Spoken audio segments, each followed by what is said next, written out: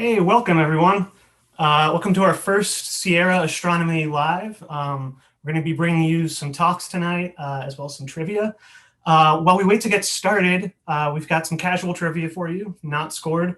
To access it, go to menti.com, and you just need to enter the code 380477, and we'll get started in a second.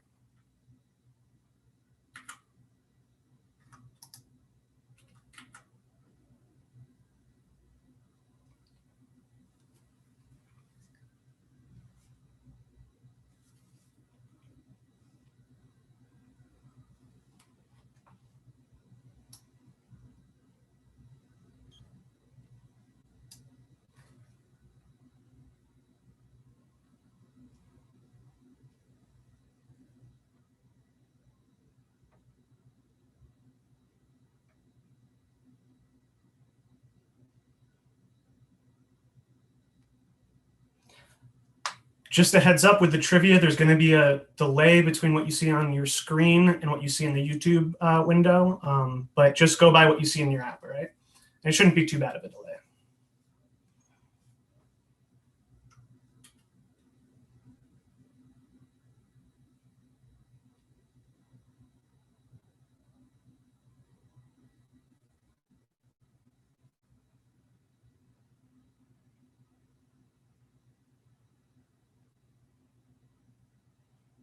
All right, I'm going to get started. You can join at any time. Again, this is just casual trivia.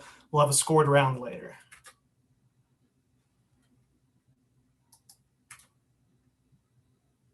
Just a reminder, the faster you answer, the more points you get. All right, first question.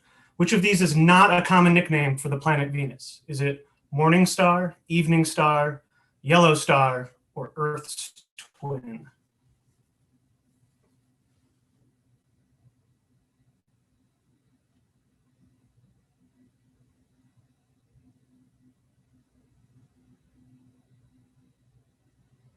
All right, good job. It is yellow star. All right, question 2.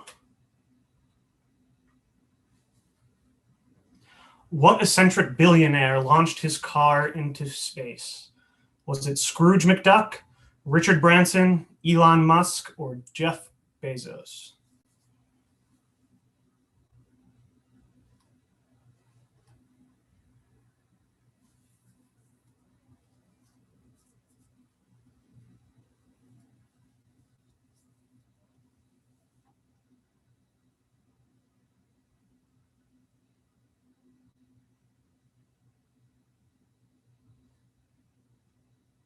All right, yeah, that was an easy one. Good job. Elon Musk launched his car into orbit around the sun.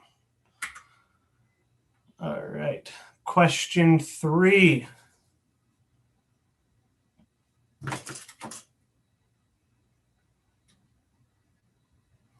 In what 1997 film does Jodie Foster hear a signal being broadcast from outer space, racing to interpret humanity's first contact with alien life?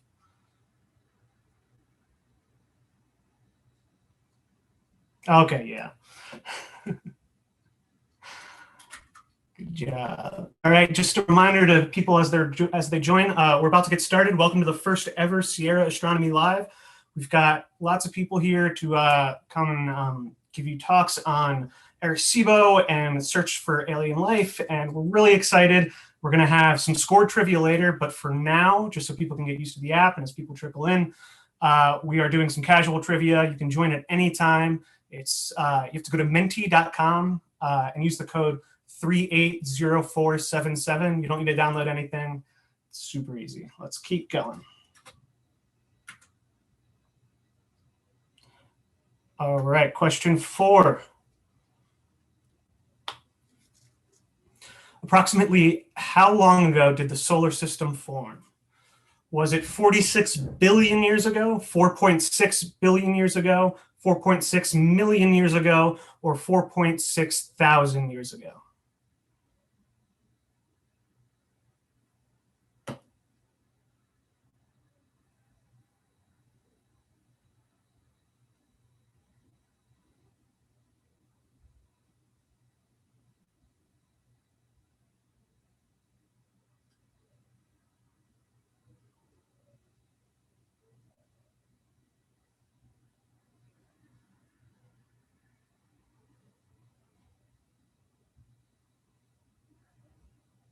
right, time's running out.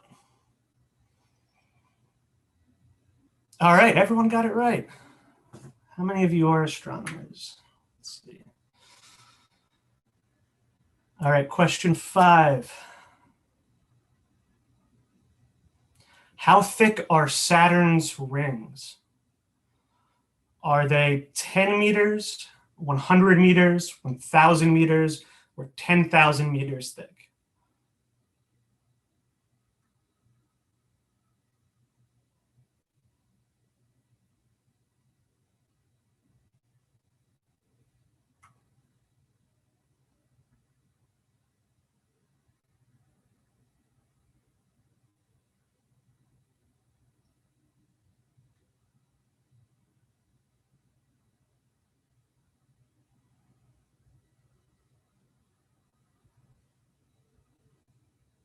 Oh, right. Wow. Spread of answers. Yeah, only 10 meters thick, which is wild. All right. Question 6. What is the name of the closest galaxy to the Milky Way? Is it Orion, Proxima Centauri, Andromeda, or Mario Galaxy?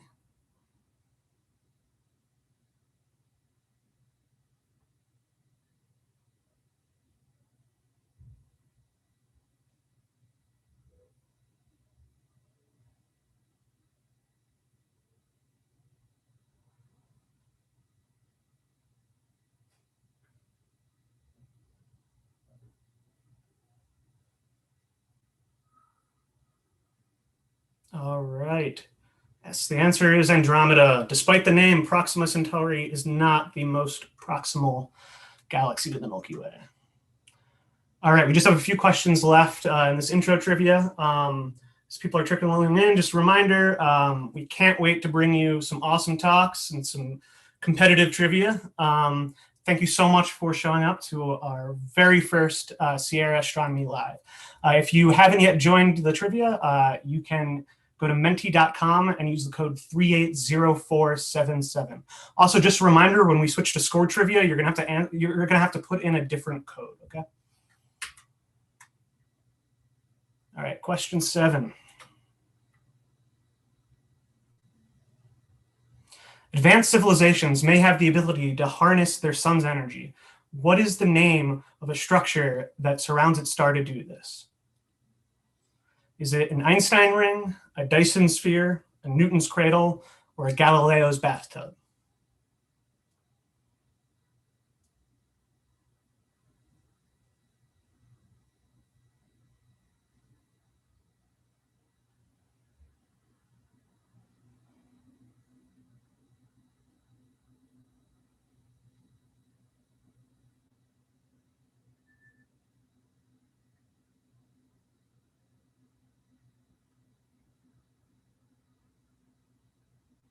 Five more seconds.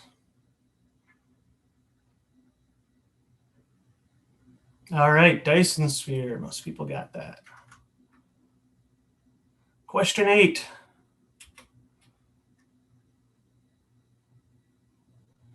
How many humans have stepped foot on the moon? Is it 3, 6, 9, or 12? I can tell you that the answer is not 0. We have landed on the moon.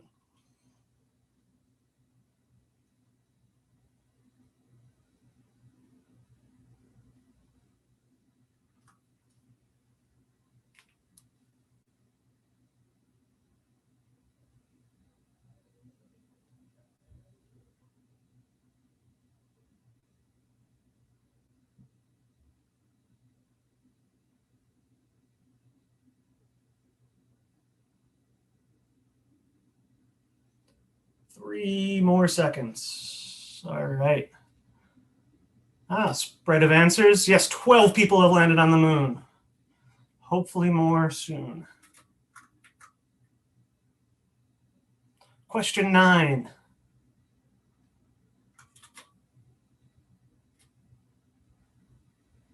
How many years did Pluto spend as a bona fide planet?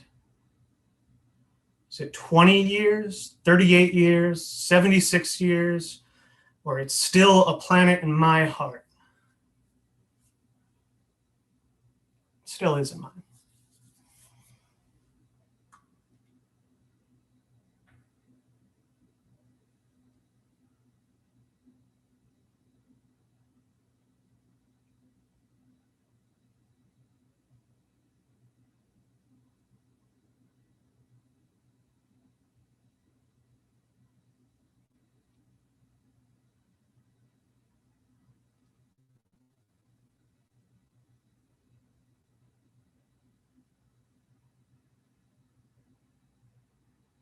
All right, I like you, whoever voted with their heart. You are correct as well.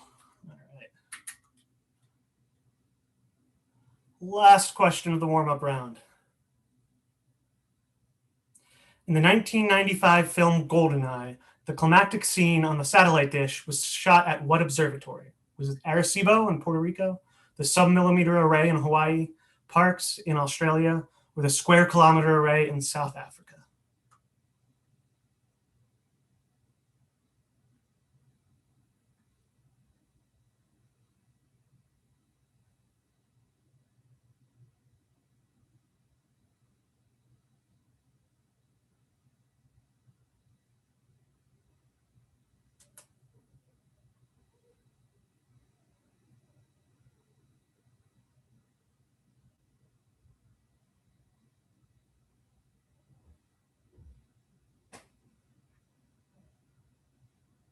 All right, time is up. Yes, it was Arecibo.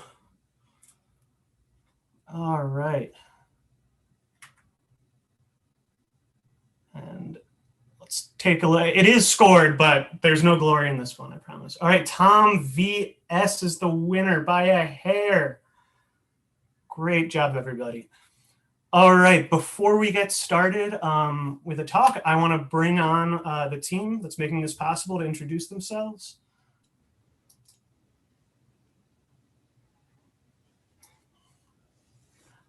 All right. So let's start with Gretchen, and then Luke, when you introduce yourself, afterwards, just get started with your talk.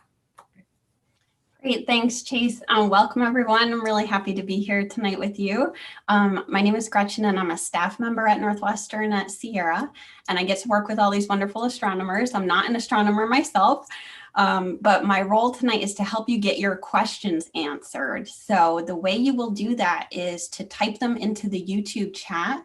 I'm the person monitoring that space. So anytime you have a question, you can start whenever. We will try to get to as many as possible. And especially if you're a young student, if you're a young person, we would love to hear from you.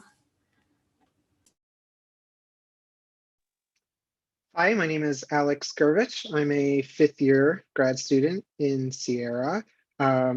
I spend a lot of time using supercomputers to study how stars form in galaxies like our own, in theory.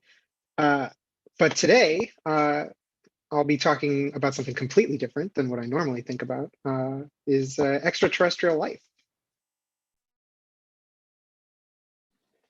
Hi, I'm Luke Kelley. I'm a postdoc at Northwestern, part of CIERA University.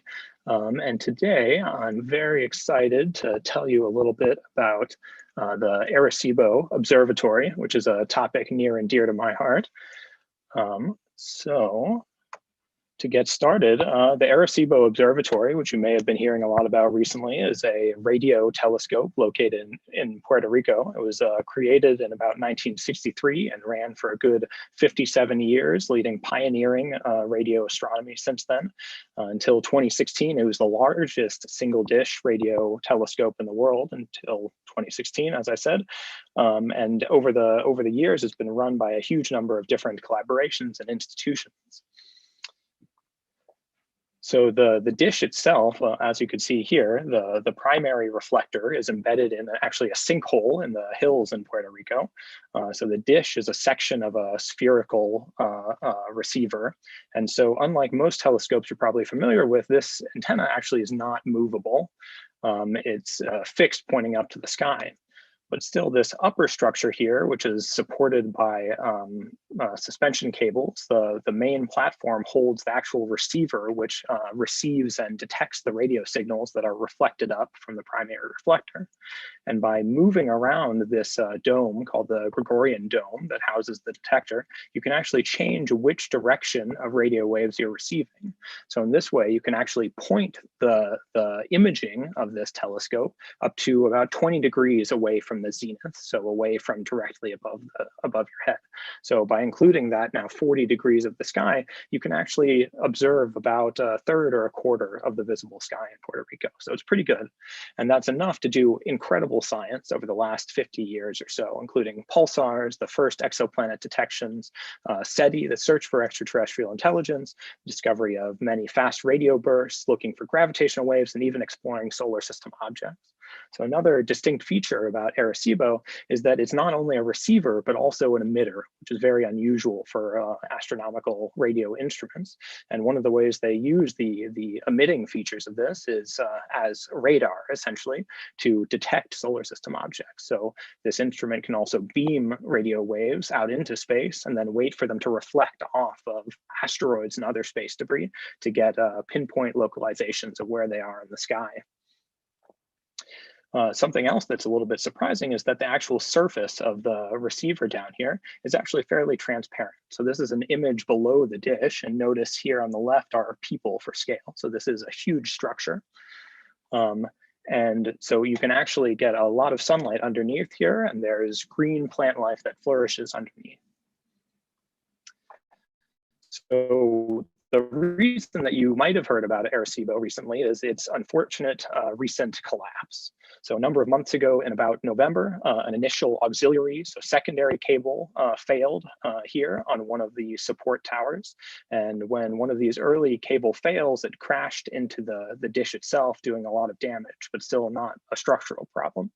Later on, one of the main support cables snapped, and then just a couple of weeks later, all of the remaining supports broke off, and the antenna swung down from that tower 4 and collapsed into the bottom of the dish, in a devastating loss for the scientific community.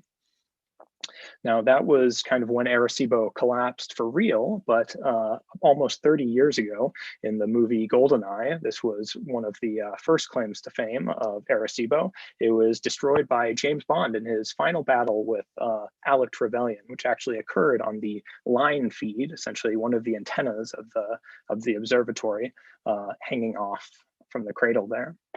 Now, more relevant to scientists was probably the movie Contact, though still a little bit exaggerated from what our real world is like. So in this kind of sci-fi movie that I strongly recommend, absolutely love it, it's about the search for extraterrestrial intelligence, so actually looking for alien life. Now, the story was actually written by the famous astronomer Carl Sagan, who was a pioneer of search for alien life and general astrophysical studies. So the main character, Ellie Arroway, played by Jodie Foster, was actually based on a real astronomer, Dr. Jill Tarter, who was one of the co-founders of the whole SETI program. And here's an image of her actually dangling on some of the support wires of Arecibo, luckily back when they were a little bit more stable.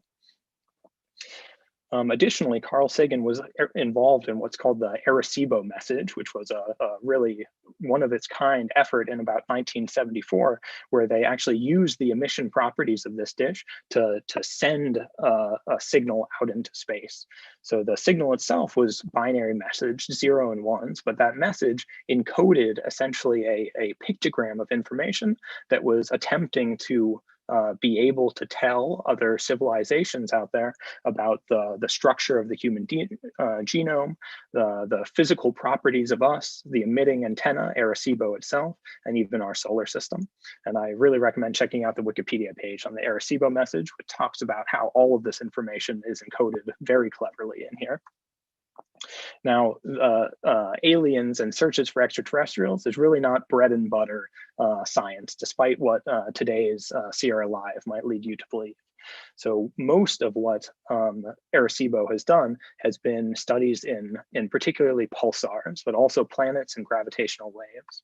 So pulsars were first discovered in 1967 by Jocelyn Bell Burnell. Unfortunately, the Nobel Prize for this discovery was awarded to her supervisors instead, true injustice in the history of astronomy. But in this discovery of pulsars, or a little while later, we learned that pulsars are rapidly spinning neutron stars. So these are the remnants of massive stars that are spinning up to 1,000 times per second or so. These pulsars emit beams of radio emission that once they sweep along the observer's line of sight, so once they sweep towards Earth, they emit these flashes of radio light. And because neutron stars are incredibly massive and dense, they have a huge inertia and thus spin extremely precisely. So these bursts of radiation are almost perfect timers, which enables incredible scientific discoveries. So in particular, at Arecibo Observatory in 1992, the very first extrasolar planets, the first planets not in our solar system, were detected around pulsars. And they did this by the pulsar is surrounded by these planets orbiting around it, and that motion of the planets causes these time of arrivals to shift slightly earlier or later, which we can use to detect these signals. Also in the 1980s, Hulse and Taylor, using, again, Arecibo observations of now a binary pulsar, did a similar experiment, except they used these precise arrival times to notice that the orbit of the binary was changing in a very precise way, showing indirectly the presence of gravitational waves. This was another Nobel Prize. Now, in the near future, with science that I actually get to work on, we're using Arecibo, decades of Arecibo observations of pulsars distributed across the galaxy, to try to directly measure gravitational waves as they pass by here on Earth. So there's a huge amount of science that Arecibo has really pioneered. Now, unfortunately, the Arecibo we know and love has collapsed, but there's already a lot of discussion and proposals about the future. So in particular, maybe there should be a new upgraded version, Arecibo 2.0. One of the main directions that radio astronomy is moving in is, instead of using these monolithic dishes, to use distributed arrays and what's called radio interferometry. So one plan is to put a set of these smaller dishes, a few meters in size, to distribute those around the US, including sites in Puerto Rico. And in this way, you get the benefits of a large collecting area, a lot of dish area, at the same time as having these long baselines between sites gives you some of the benefits as if you were to have a telescope, or a radio telescope, as large as the entire separation between these. So Arecibo may have gone quiet for now, but I'm excited for a bright future of astronomy coming from the Puerto Rico site for a long time into the future. So thanks so much.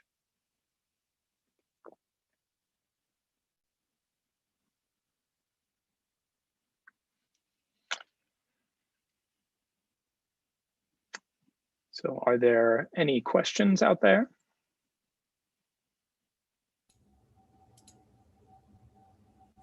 Great, thanks so much, Luke. I hope everyone will take this opportunity to ask Luke questions. You can do that in the YouTube chat, so you'll type them in. I actually have a question to break the ice. Luke, if you don't mind. Of course, please, Gretchen. Thanks. So I noticed you said it was 1992 that Arecibo first detected planets outside of our solar system. That felt really late to me. Is that, I don't know, that just kind of surprised me. What was the thinking about planets outside of our solar system before that detection was made? Yeah, that's a great question. So I'm not sure about the details of what people thought, but I think it was kind of generally expected that there would be other planets out there. Most people are probably more familiar with the detection of planets around stars more like our own sun, and those have gained a lot of fame in the last decade, the last 20 years or so, and won their own Nobel Prize. So it's actually kind of a surprise to a lot of people that the first detection was actually as early as the early 90s and around a pulsar to boot, which was kind of unexpected that planets could survive the end and explosion of a star that leaves behind these dense neutron star remnants. Great, thank you. We did have a question from the audience. How do you use the pulsars directly to detect gravitational waves? Yeah, another great question. So the indirect detection was based on seeing pulsars that started to orbit each other faster than they did before. And that signaled that the binary was coming closer together by emitting gravitational waves that carried energy away. Now, the direct type of measurement is by using these bursts of radio emission to actually measure what the local space-time looks like. So here from Earth, if we look at pulses being emitted from different pulsars across the sky, we can use the correlations between those to actually probe what the local space-time structure looks like based on how long these delays take coming from different directions. Great, thanks, Luke. Here's another one. It's about the building of a new radio telescope, BOL.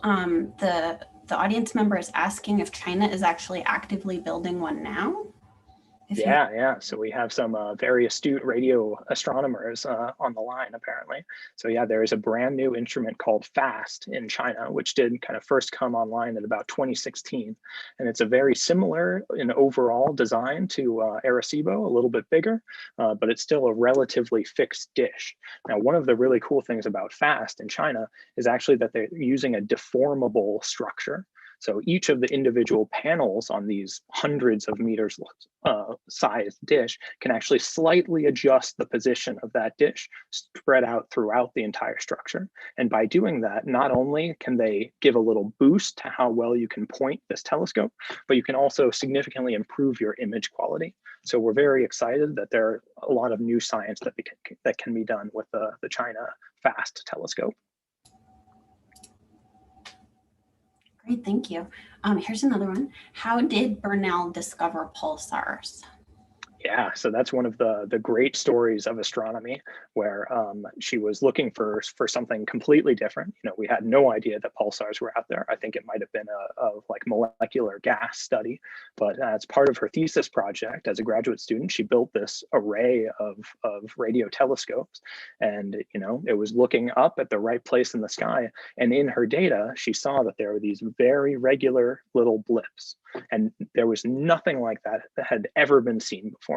And again, we keep coming back to aliens for some reason, but that was one of the first guesses, was that the only way you could have these very regular, repeating, extremely high energy bursts was if it was from intelligent life out there. But actually at roughly the exact same time, theorists had just come up with the idea that there could be these things called neutron stars that could spin so fast to produce those type of signals. So it's just an incredible set of being at the right place at the right time, and kind of having great intuition to understand what you're looking at and to understand its significance. That's really cool. Okay, another one. Are there any planned replacements for Arecibo? Does its absence disable the study of physics so much that we must build a replacement?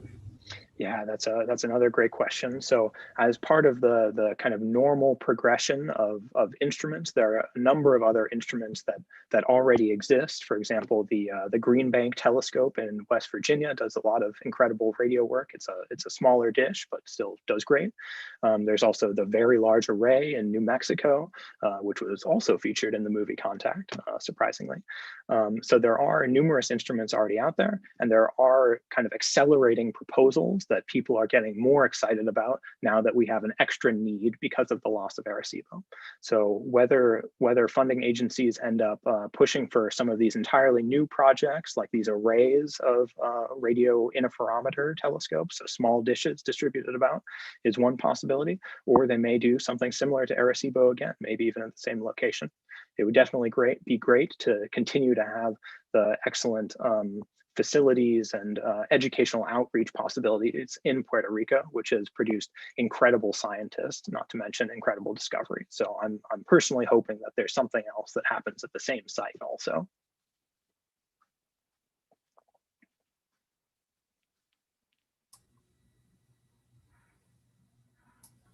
All right, thanks, Luke. That was an awesome talk. I loved all the questions in the chat, so please keep them coming. If you think of any during trivia, feel free to paste them in the chat, and we will try and answer them. Great. All right. Thanks so much, everybody. Move on to our next round of trivia. Let me get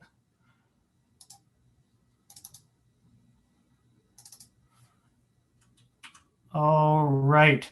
So for those who weren't here for warm-up trivia, we are using a website called Menti. You don't need to download anything. You just have to go to www.menti.com and use that code at the top of the screen. It's 668252. The way we're going to do this is it's going to be 2 rounds. The first round will have 10 questions. Then we'll do a talk. And then we will have a final round of 5 questions. So do not close out of your browser window in between, because I'm not sure that your score will persist. So yeah, I guess let's get started. We'll wait for people to join. All right. Give it a minute or two.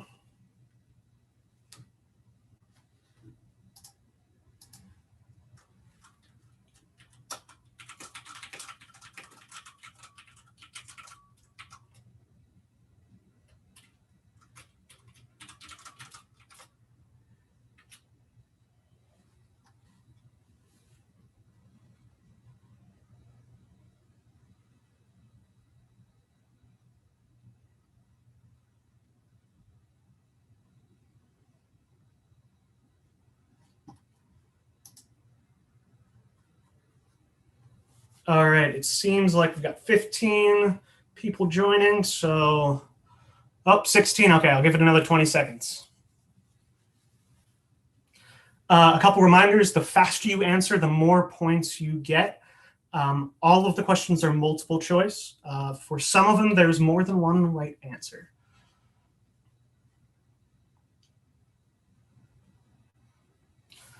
All right, 17, all right. Another 15 seconds.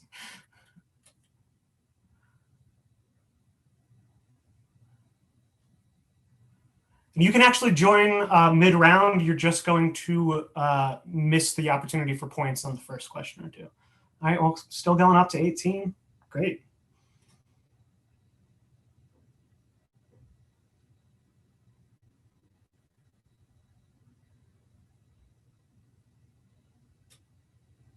All right, let's get started. Again, you can join anytime. Just use the code at the top of the screen. It's at the top of all of the pages. Okay, first question. How many Earths could you fit into Jupiter? This is by size and not by mass. Is it 13, 130, 1,300, or 13,000 Earths?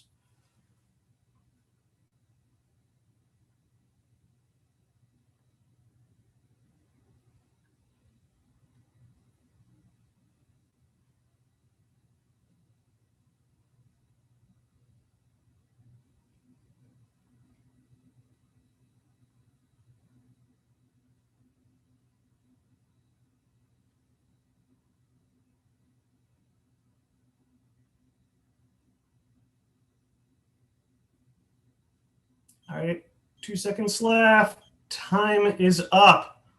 Okay, yes, it is 1,300 Earths that you could fit into Jupiter. Great job. All right, question 2. Who invented the signal hopping technology used nowadays in Wi-Fi and Bluetooth? Is it Doc Brown, Hedy Lamarr, Nikola Tesla, or Vic Hayes?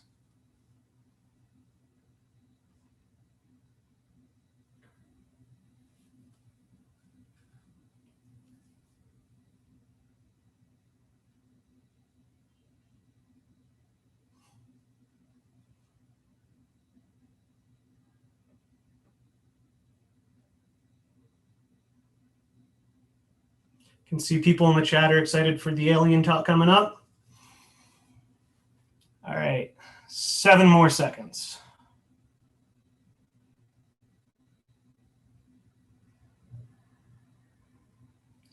Wow, a lot of people knew that. I did not know this before doing this trivia. It is Hedy Lamarr.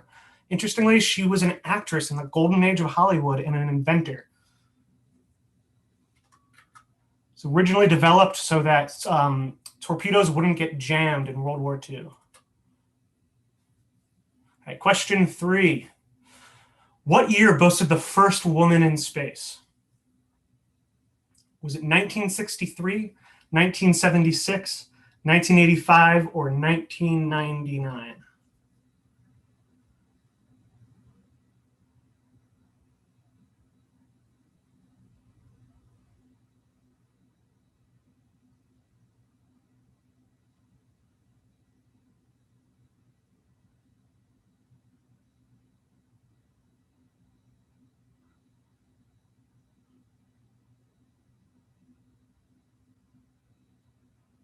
All right, 10 seconds left. Get those answers in.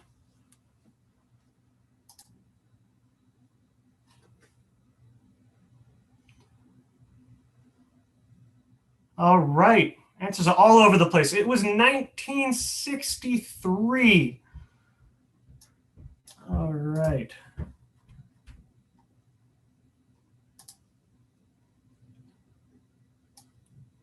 Her name was Valentina Tereshkova, and she was on Vostok 6, and spent 48 orbits, 3 days in orbit for 48 orbits. Before the moon was even a twinkle in Neil Armstrong's eye. All right, let's see what that did to the scores. All right, we've got Edie on top with Maya, John, and Obi-Wan Kenobi close behind. All right, question 4. From 1978 to 1999, which planet was the furthest from the sun? Is it Neptune, Pluto, Saturn, or Uranus?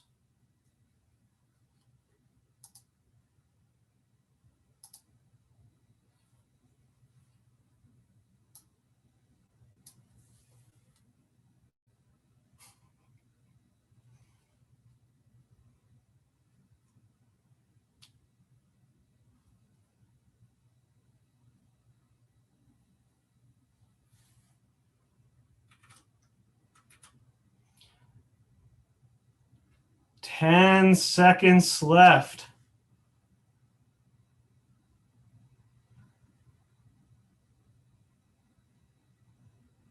All right. Wow. It was Neptune. All right. All right. Yes, Pluto's orbit is irregular. Question 5.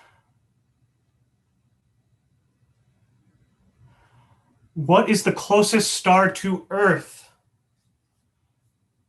Is it Alpha Centauri A, Barnard star, Proxima Centauri, or the Sun?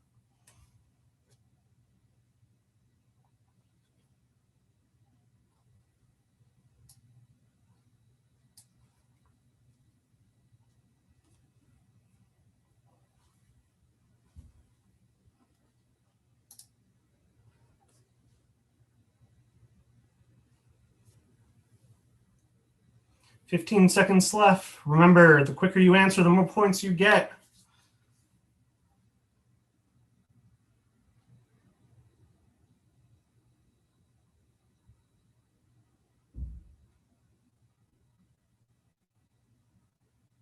All right.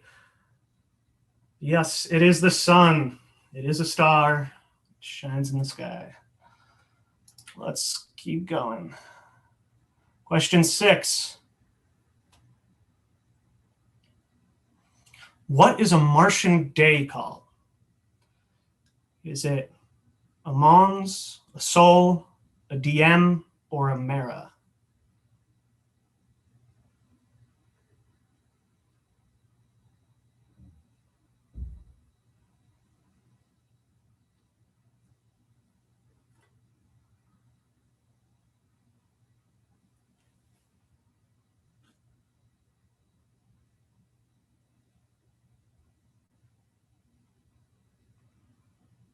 Fifteen seconds.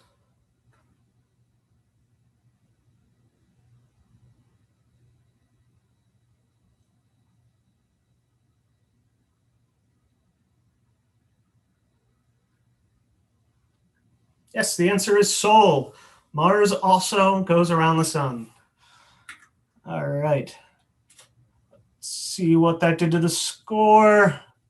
Oh, it is neck and neck with Hot Jupiter, Obi-Wan Kenobi, and Edie and John. All right.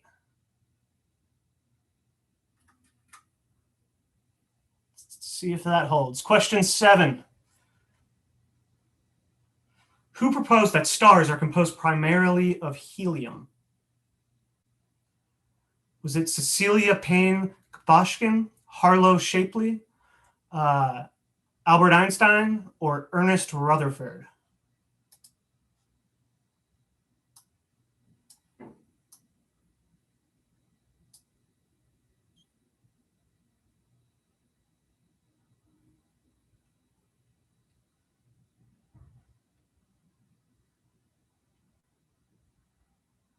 All right, 15 seconds.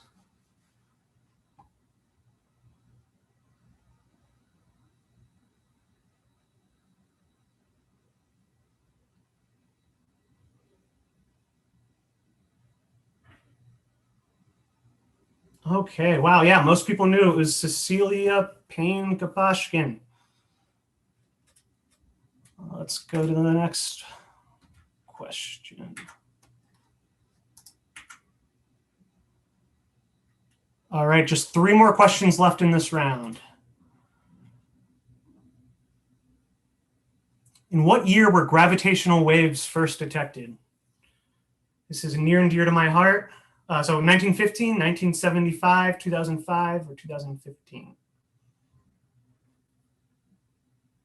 This is near and dear to my heart. I work for the LIGO collaboration, studying gravitational waves.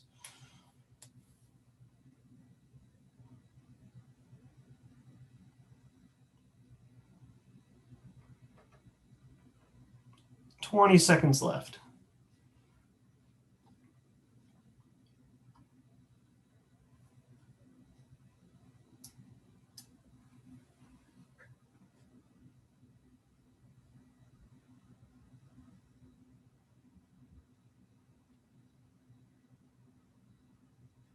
All right, yes, 2015. It was not long ago. Won the Nobel Prize in 2017.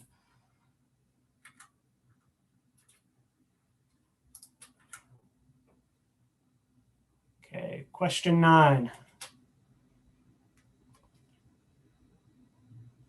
What percent of the universe is made of dark matter? Is it 1%, 11%, 27%, or 77%?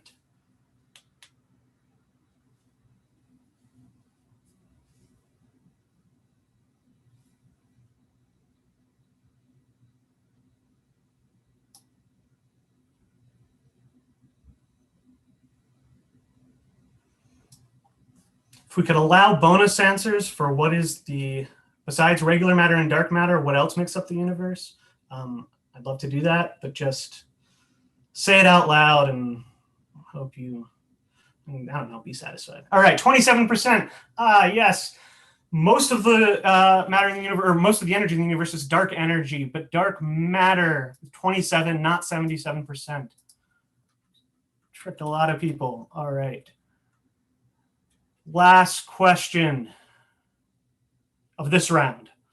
If the Earth collapsed into a black hole, how big would its event horizon be? Would it be 1 inch, 1 foot, 1 yard, or 1 mile? It's also known as its Schwarzschild radius, which I can neither say nor spell.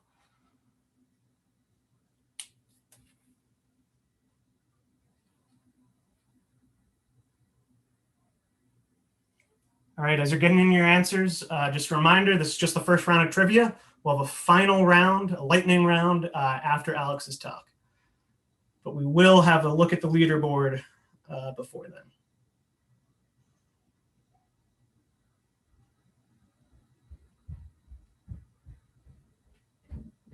All right, yeah, most people got it. 1 inch, be about the size of a ping pong ball. That's wild. All right, let's see what that did to the scores. Oh, Dr. Person pulling just ahead. Oh, wait, Oh, I'm sorry, I read that wrong. Edie's still in front. Obi-Wan Kenobi, Dr. Person, Maya, John, Hot Jupiter, Michael, Gary, Don, and Amelia. All right, so that's it for our first round of trivia. I'm going to throw it over to Alex to give his talk. I can't wait.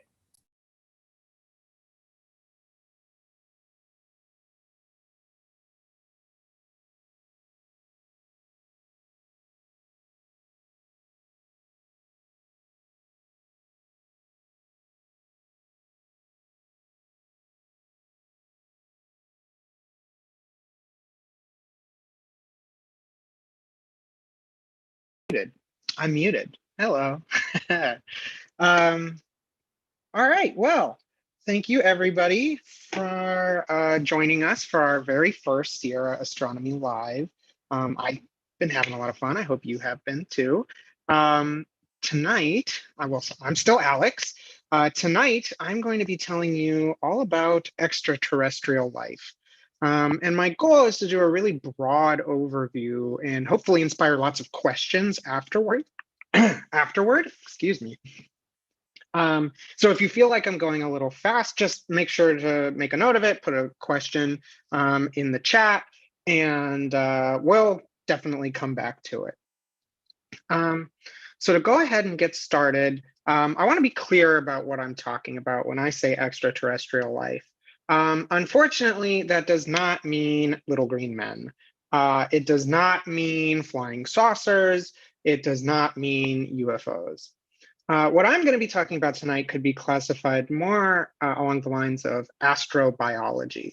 So what I want to give everyone here a flavor for is what scientists are actually doing to look for extraterrestrial life, whatever form it may take. And so, to get started, what does it mean to be looking for extraterrestrial life? Like, what are we doing? Like picking up rocks with like magnifying glasses and stuff? Of course not. No, I wish we could. So as Luke mentioned in his talk, SETI is the most direct search for intelligent extraterrestrial life. So as a reminder, SETI stands for the Search for Extraterrestrial Intelligence. And it's a federation of telescopes that have banded together and searched the sky for any radio signal that might be sent from an intelligent source. So it might have some message, or it might have something encoded in it, or just something that tells us that, this is not a natural signal. So, when Jocelyn Bell Burnell saw those regularly repeating peaks, that to her at the time, could have been some sort of machine or some sort of message like binary code or something. Alas, it was just a pulsar. So we continue searching for these radio signals. And if you want to be helpful in this endeavor, you can join the SETI at Home project, which will allow your computer, when it's idle, to download data from these telescopes and process it and look for these signals in it. Help scientists as in their search for extraterrestrial life. But there's other things that we can do besides looking for intelligent life, and looking for signals.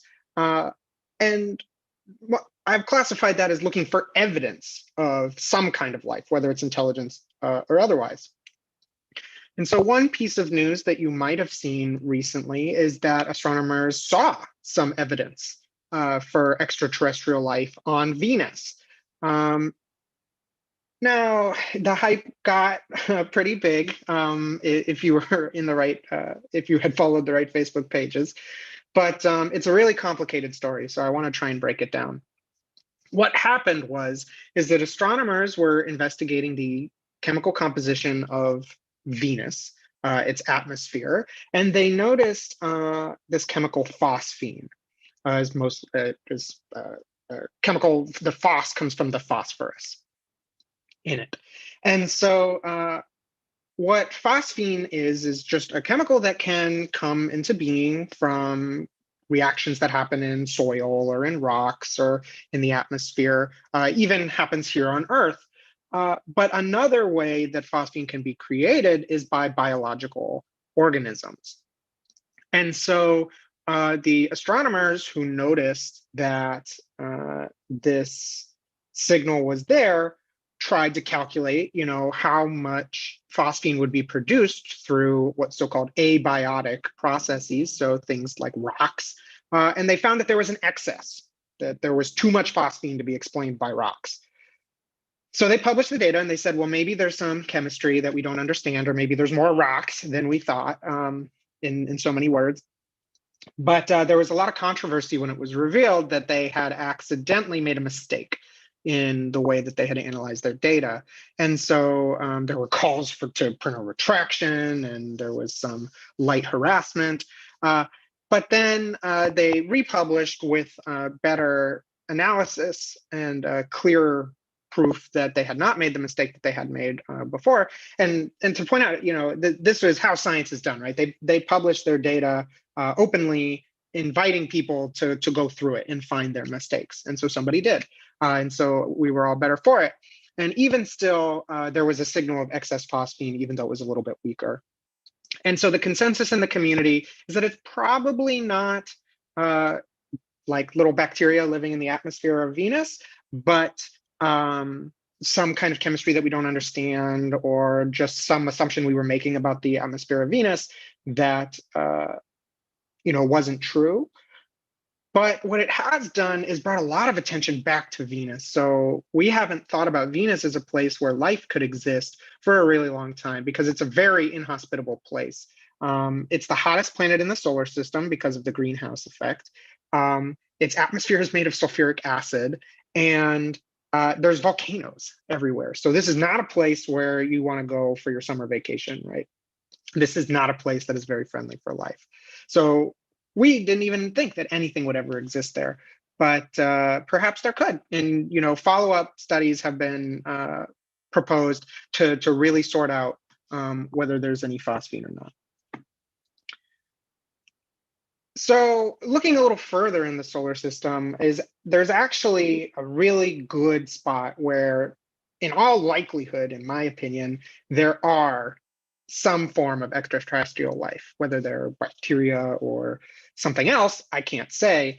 But there are two moons around the gas giants Saturn and Jupiter, so Enceladus and Europa, respectively. And both of these moons are observed to have thick crusts of ice surrounding liquid oceans of methane. And so these liquid oceans of methane are going to be a little different than our oceans, but there's also evidence of geothermal activity. So in particular on Enceladus, there are these geysers that shoot material way, way up into space, showing that there's really powerful geothermal activity going on. And so, on Earth, around geothermal vents, there's all sorts of what's called archaeobacteria that are really, really hardy. And so something like some people might have heard of like water bears. That's a type of that bacteria, I believe. Anyway, my point is that there are these extremophiles, they're called, that can live in these surreal places. And so perhaps there's something like that on Enceladus or Europa. And to make matters even more exciting, Cassini, which was a probe that we had sent to Saturn, as it was passing and it was able to look at Enceladus, it detected organic molecules in those plumes. Now, that's to say that it detected things like proteins and sugars and stuff that we have already shown can be formed that, without biological processes, stuff that we found on the surfaces of comets and on asteroids. But that's just to say that the building blocks of life are certainly on Enceladus. And so if there's life, if there's only one place that there's going to be life in the solar system besides Earth, because we observe it here, I'm putting money on Enceladus. Europa as well has a very similar setup. The cracks in the ice, which you can see in the middle picture, change and grow over time, showing that the ocean is liquid underneath and shifting because of the tectonic plate motion. And there's this idea to send a mission called Europa Clipper to go to Europa and measure the thickness of the ice to see if it's possible to then send a follow-up mission where you punch through and send like a little submersible to swim around and look at these geothermal vents. No joke. So, time will tell. Maybe we'll actually be able to do this. I want to make one point before we move on here as a sort of aside, is that right now I said that those moons were frozen. And that's because they're outside what's called the habitable zone. And so around every star, there's a distance away from that star where water is able to be liquid. So if you're further away, then you're not getting enough sunlight, so your water is going to freeze and turn into ice. And then if you're too close, then your water is going to boil and turn into steam. So there's this Goldilocks zone in the middle, just right, where water can stay liquid. And so right now we're in the habitable zone, of course, because we have liquid water. But billions of years from now, when the sun evolves, like all stars, the sun's size and mass evolve, the habitable zone will move out to include Jupiter and Saturn, potentially thawing those moons and making them even more hospitable for life. So, we've got billions of years to figure out our situation, but in some sense, we might be able to pass the baton or pass the torch of life in our solar system to the outer planets billions of years from now. So that's the evidence that we might find in our own solar system. But what if we were to look further away? Could we find maybe where an extraterrestrial might call home, another planet? And so we've actually found thousands at this point of extrasolar planets, call them exoplanets. And we do that by staring at stars and measuring their brightness over time. So as a star twinkles, in some sense, if we stare at it and we notice that it dims very regularly, we can infer that what's happening is a planet is orbiting it and going around and casting a shadow. And every time it gets in between us and that star, the brightness of the star dims ever so slightly.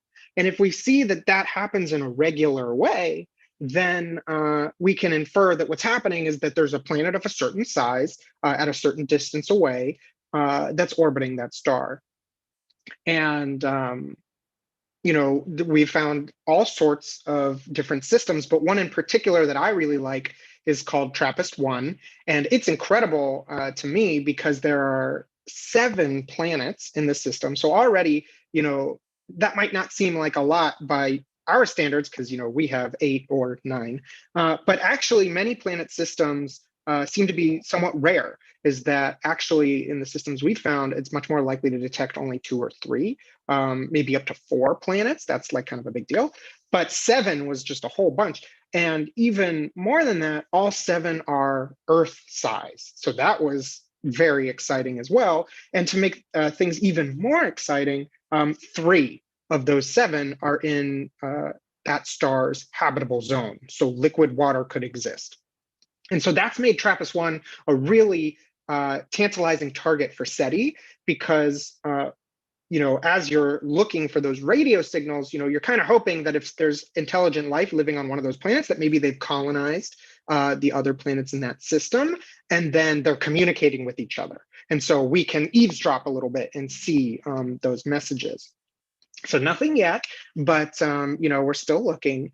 And, the thing that just makes this solar system so extreme and so cool to me is that all 7 planets are closer to their star than Mercury is to ours. So all of them are within the orbit of Mercury, which is mind-blowing to me. They're just zipping around that star. A little bit closer to home than TRAPPIST is Proxima b. So Proxima Centauri came up a little earlier. It's not the nearest galaxy, but it is the nearest star to our solar system. Clocking in at 4 light years away, Proxima Centauri has 2 confirmed planets, one of which is Proxima b, which is an Earth-like planet in the habitable zone of Proxima Centauri. Now, that being said, Proxima Centauri is much smaller than our sun, so its habitable zone is much closer in. So Proxima b's orbit is such that a year on Proxima b is only 11 days. So it will go all the way around its star every 11 days. So that's very close up. However, because the star is so dim, water won't boil, like we're still in the habitable zone. Even still, being that close to the star means that ultraviolet and X-ray radiation is much stronger than it is on Earth. And so any life that might have evolved there would have had to have been much hardier to this radiation than life here on Earth, because that sort of radiation is lethal to like Earth-like life. But, you know, one can hope. But, you know, the likelihood that there's intelligent life that close to us is pretty low. And we have a reason for thinking so. So there's this famous equation, the Drake equation, which is less about making a good prediction and more about starting a conversation. It's more philosophical than it is astronomical, about what sorts of things are important for societies to thrive and continue existing. So there's a couple different numbers that you could plug into this equation, and the idea is that you just keep multiplying them together. And depending on whether you're an optimistic person or a pessimistic person in the numbers that you plug in, like, for instance, the average lifetime of a civilization before it destroys itself in nuclear war, you could say that that's something like 50 years, or you could say, oh, it's something, excuse me, something like 1,000,000 years, depending on your persuasion. So if you take an optimistic perspective, then in a collection of 10,000 galaxies, there could be 10 billion intelligent species. But if you're more pessimistic, then we might be the only intelligent species in the nearest 10,000 galaxies. So, you know, I think a realistic kind of in the middle approach is that there's a pretty good chance that there's some intelligent life in the universe, but they're probably not going to be next door at Proxima b. So to close things off, I want to answer a question that I get all the time, is if I'm part of some conspiracy to, you know, conceal the fact that we've already made contact. So I'm going to answer directly. The answer is probably not. And I say probably not because there have been some fascinating encounters. So in particular, we did have our first confirmed interstellar visitor in the fall of 2017 in the form of a rogue asteroid named Oumuamua, which is Hawaiian for first scout. And we knew that Oumuamua was an interstellar asteroid based off of the way that it was orbiting the sun, or really the lack thereof. So the planets in our solar system orbit in a disk around it, all in one plane. But Oumuamua was coming in like perpendicular to that, and you can see in this picture on the right, and it was moving way too fast to stay gravitationally bound to the sun. So we knew that it was going to escape. So one thing that puzzled us about Oumuamua is that its luminosity, or its brightness, how bright it was in the sky, was changing with time, which one explanation for that was that it was tumbling and that it was very elongated, like a cigar. And so that gives us this artist rendition, you know, on the left. So this is what we think Oumuamua looked like.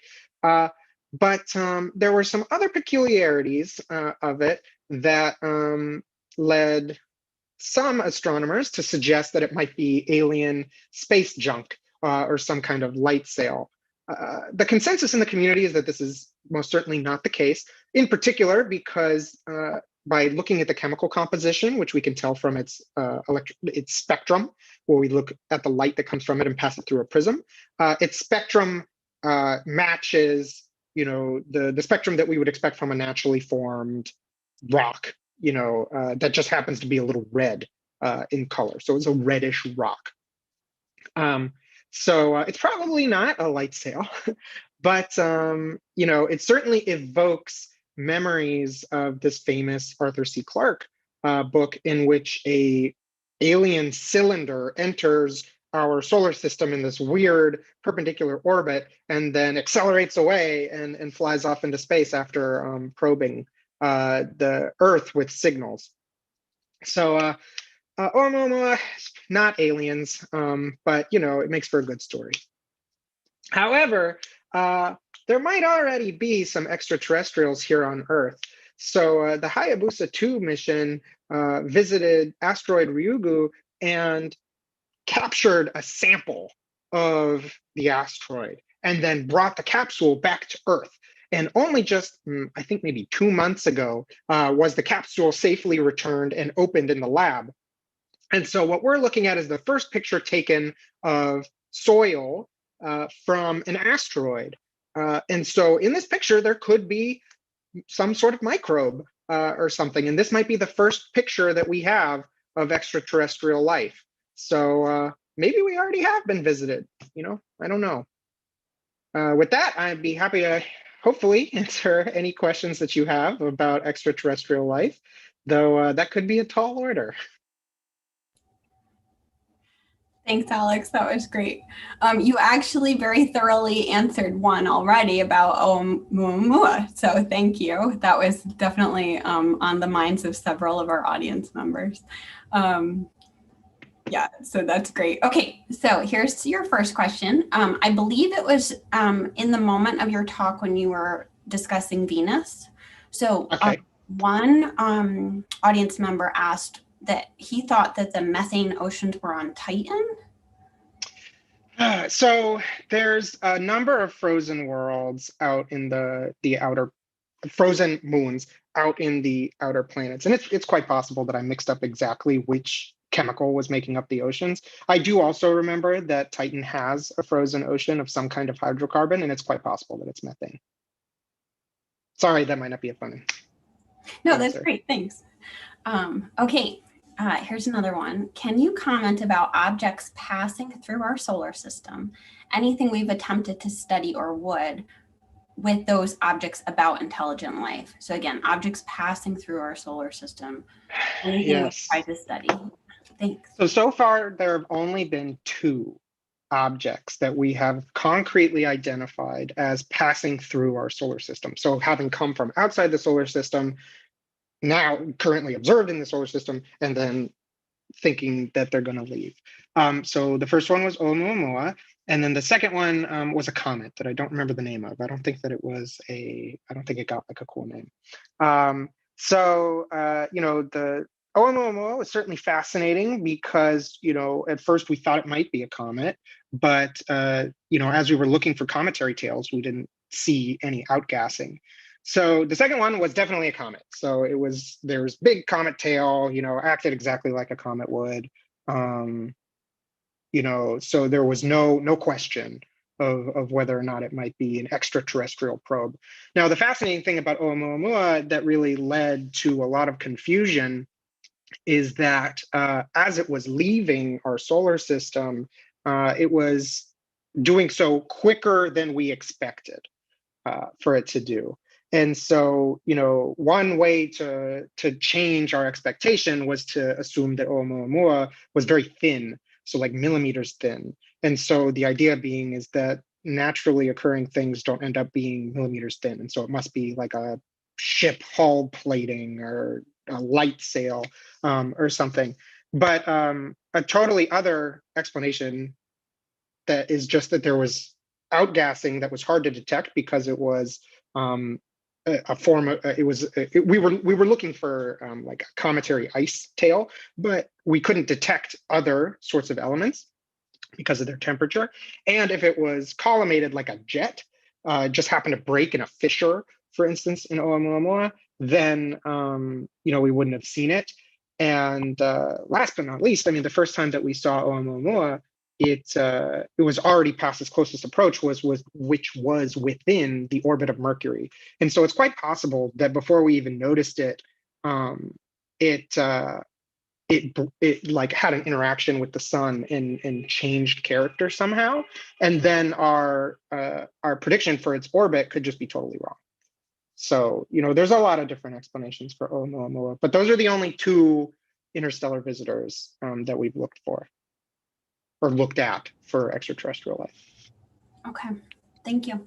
Next question is, have there been experiments taken in space that involve testing for microbiological survival?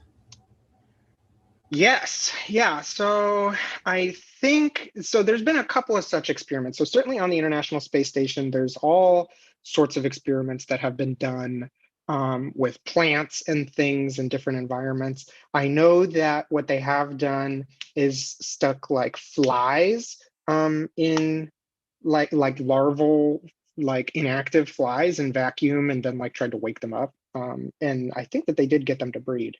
Um, but yeah, I don't know the specific experiment where they like would have put, you know, a bunch of like a petri dish out in the vacuum and then brought it back in. But I do know that water bears, this experiment has been done for them, and that they can survive briefly. Okay, thanks. This is a cool one. Is it possible that we're just so far from other intelligent life that we'll never encounter each other? Yes, absolutely possible, and honestly, in my opinion, probable. Like I was saying when we were talking about the Drake equation, you know, the nearest intelligent life could be, you know, 500 galaxies away rather than 10,000, right? That would still be a fairly optimistic view. And it would take us 300,000 years, moving as fast as we've ever sent anything out of our solar system, to get to the edge of our galaxy. So, you know, maybe if they have warp drive and Picard is driving the ship, you know, they'd be able to get to us. But absent any like fantastic technology, you know, it's really unlikely that we're ever going to go shake hands with somebody and meet them, unfortunately. Okay. Okay, here's one from me because I have you hostage here and I want to ask one of my own. Okay. Please, ask away. So when you were talking about SETI, you were talking about how someone like me could let her computer run and help.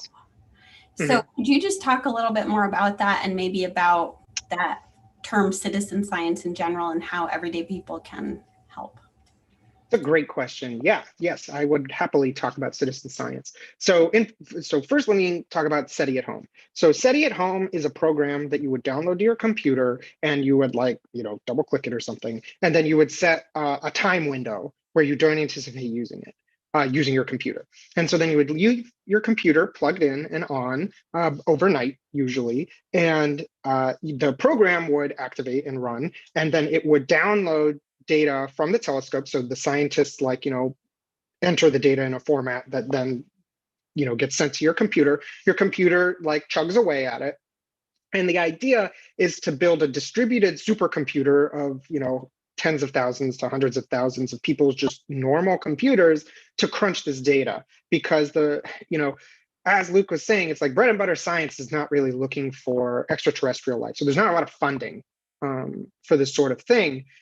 So, you know, people volunteering their time and energy, quite literally their energy that runs their computer, can really be make or break in whether some of these discoveries are made or not, you know, because as I understand it, the SETI collaboration is sitting on a lot of data that they can't even process because they don't have the computers for it.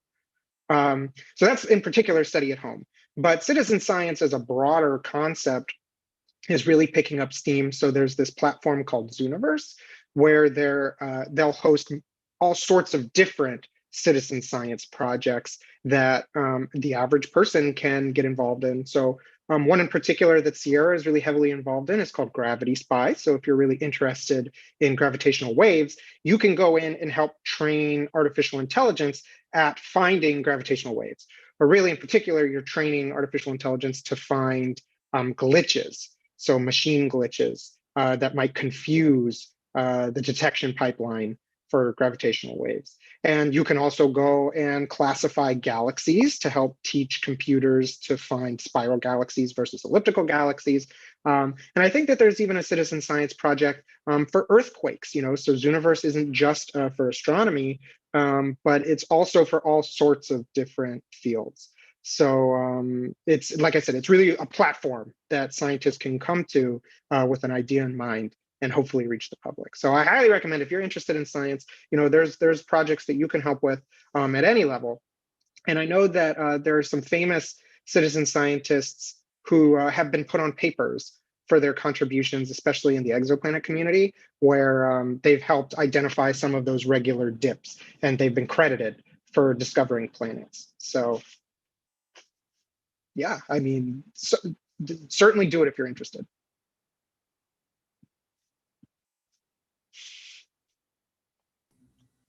All right. Thanks, Alex. That was awesome. And thank you all for all the great questions. So that's it for our last talk, but we've got one more thing to do, which is a final round of trivia. All right. So before we get started, I want to address some controversy in the chat, which I didn't help by getting confused myself. There was concern that we had marked the answer wrong to the closest star to the sun. As Allie pointed out, and she should know because she wrote the question was actually the closest, well, there was two questions. It was the closest star to Earth, which is the sun, and then there was the closest galaxy to the Milky Way, which was Alpha Centauri. So there, all the points are correct. You didn't get one past the Quizmaster. All right. So let's take another look at the leaderboard. It is a tight race with Edie at the top. We're sorry. Oh, I need to stop reading them before they go. Yeah, okay. Edie at the top, Dr. Person, Obi-Wan Kenobi, in order, Maya, John, Hot Jupiter, Michael, Gary, Don, and Amelia. And there's more playing. Those are just the top 10, I believe. Okay, let's see if they can pull ahead or if you can make the leaderboard. All right, question 11. Which number is closest to how many moons orbit Jupiter? Is it 1, 10, 100, or 1,000? It's quite a range of answers. Something else besides moons around Jupiter are rings. There are actually rings around Jupiter discovered in 1979. You just cannot see them with the naked eye. They're discovered by the Voyager probe.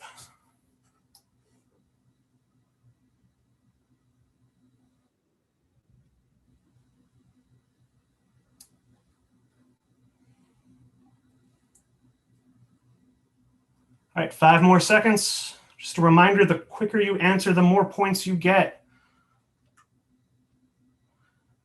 The correct answer was 100. There are 79 known moons around Jupiter. 100 is indeed the closest number to that. Right, question 12. What is a more commonly used name for the star Alpha Ursae Minoris? Is it the sun? Is it Polaris, the North Star, or is it Betelgeuse? I don't know if it's a hint for anyone, but Alpha Ursae Minoris is actually part of a triple star system with an inner close binary and another star orbiting.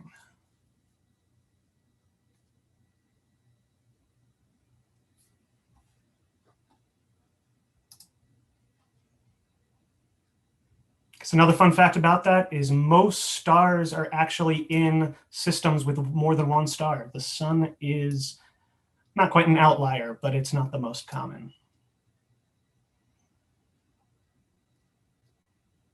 All right. Yes, there were 2 right answers. It is known both as Polaris and the North Star. Great job, everybody.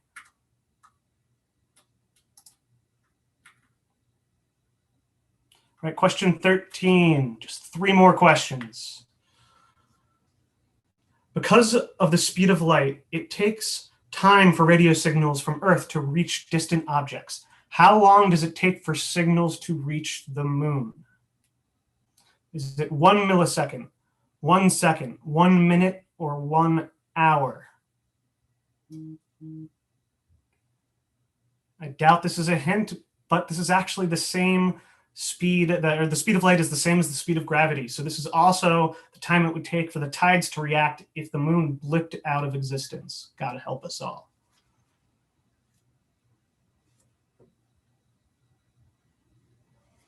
All right, 10 more seconds.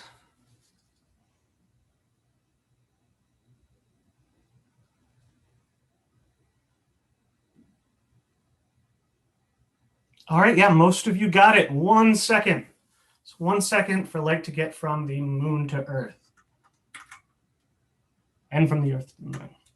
All right, let's take a look at the leaderboard.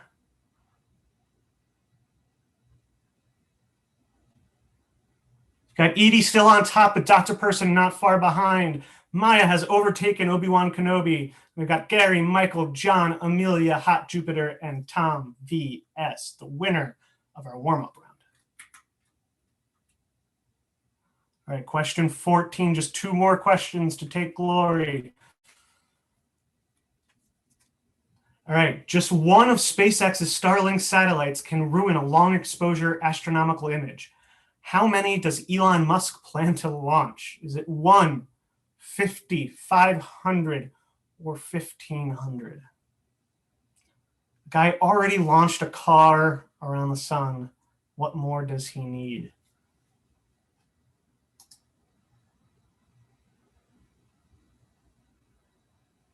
I agree with Alex in the chat. Ban Starlink.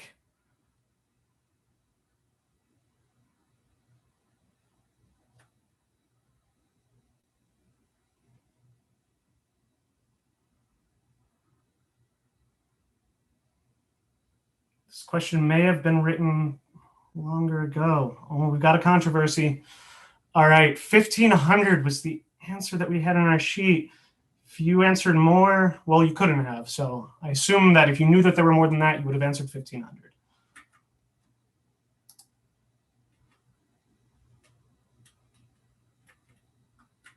All right.